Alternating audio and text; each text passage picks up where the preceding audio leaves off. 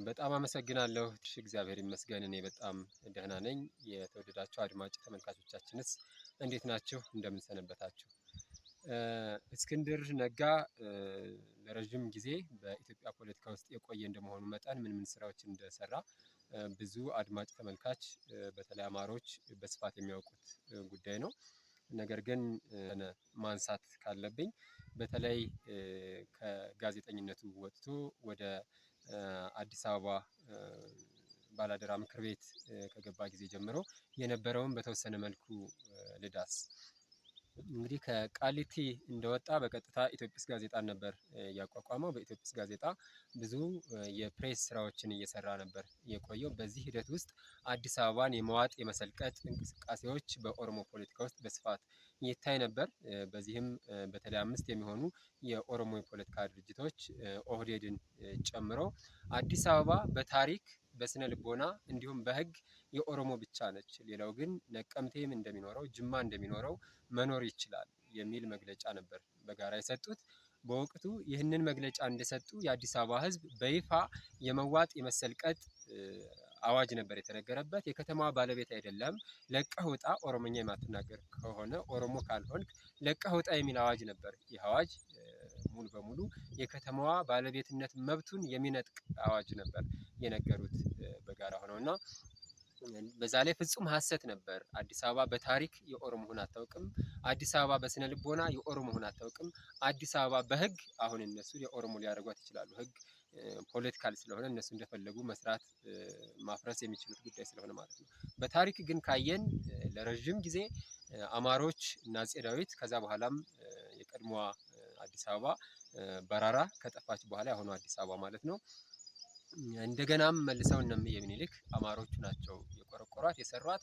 ከዛ በኋላም ማን ይኖርባት ነበር ለረጅም ጊዜ ካልን አማሮች፣ ጉራጌዎች በስፋት የሚኖሩባት እና ሌሎች ብሔሮች በስፋት የሚኖሩባት። ከነዚህ መካከል የኦሮሞ ነዋሪ በጣም ጥቂቱን ድርሻ ይወስድ የነበረ እንደነበር ታሪክ ምስክር ነው። በባህሪው የኦሮሞን ታሪክ ካየን የዘላንነት የከብት አርቢነት ታሪክ እንጂ የከተሜነት ታሪክ አልነበረውም እና ከዚህም ጭምር የሚመነጭ እንደነበር ምንም የሚያጠራጥር አልነበረም። ስለዚህ ፍጹም ሐሰት ነበር የተናገሩት። በስነ ልቦናም ካየን የአዲስ አበባ ህዝብ እንኳንስ አማራው ራሱ ከአማራ ውጭ ያለው ሌላው ብሔርም ቢሆን በአዲስ አበባ ውስጥ ሲኖር በአብዛኛው የአማራን ስነ ልቦና ይዞ እንደሆነ የሚያጠያይቅ አልነበረም። ህግ እንዳልኩት ሰው ሰራሽ ስለሆነ በቀላሉ እነሱ የሚሰሩት ነገር ስለሆነ ፖለቲካዊ ስለሆነ በቀላሉ የኦሮሞ ህገ መንግስት በሚሉት እንዲሁም የፌደራል ህገ መንግስት በሚሉት ውስጥ ማካተት ይችላሉ፣ ኦሮሞ ማድረግ ይችላሉ። ይህንን ግን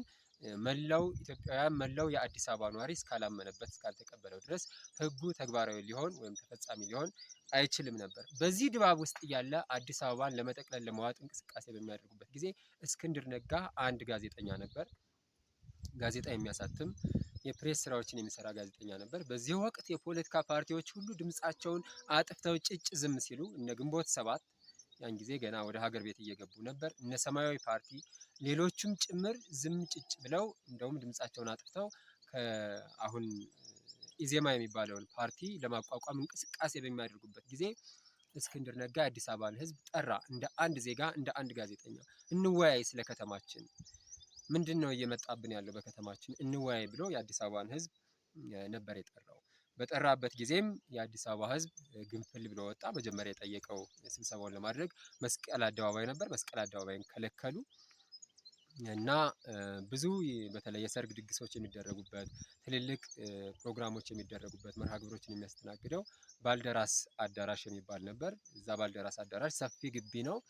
አዳራሹ ሞልቶ ተርፎ ግቢውም ሞልቶ ተርፎ ሰዎች እስከ አድዋ ድልድይ እስከ ታች ድረስ በስፋት ነበሩ።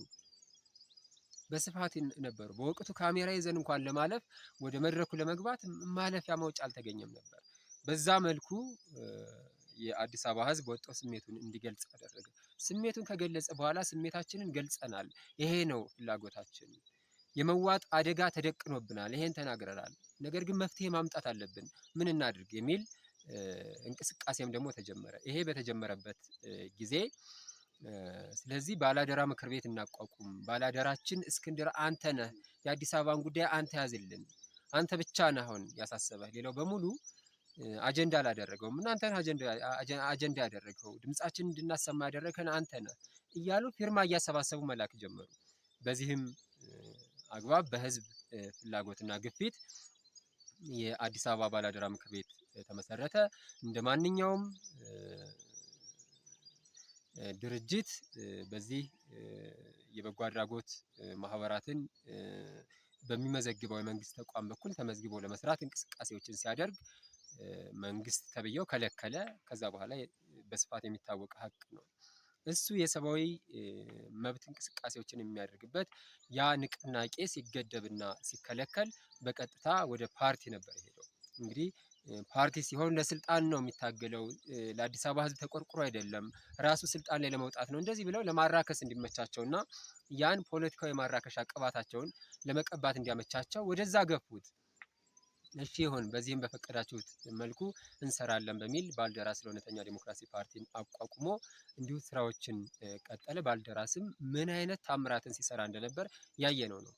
ከዚህ በፊት በኢትዮጵያ ፖለቲካ ውስጥ በተለይ በፓርቲ ፖለቲካ ውስጥ ባልተለመደ መልኩ አንደኛ የቢሮ የፕሮቶኮል ፖለቲካዎችን በማራመድ፣ ሁለተኛ የአክቲቪዝም ስራዎችን በመስራት የሚያለቅሱት ጋር እየሄደ እያለቀሰ፣ ቤት የሚፈርስባቸው ጋር ሩጦ እየደረሰ፣ በኮሮና ምክንያት ቤታቸው ተዘግቶባቸው እንዳትወጡ ተብለው የሚበሉት የሚጠጡት ያጡ ሰዎችን ሂዶ እያጽናና እያገዘ ድጋፍ እያሰባሰበ፣ ከዚህም አልፎ ደግሞ ጋዜጠኛ ስለሆነ የጋዜጠኝነት ስራዎችን ጭምር ስለሚያውቅ በመረጃም ጭምር ባልደራስ ለእውነተኛ ዲሞክራሲ ፓርቲ እንደ አንድ የሚዲያ ተቋም ጭምር ሆኖ ነበር የዜና ምንጭ ሆኖ ሲያገለግል የነበረው እና በሶስት ዘርፎች በዋናነት ባልደራስ ሲሰራ ነበር።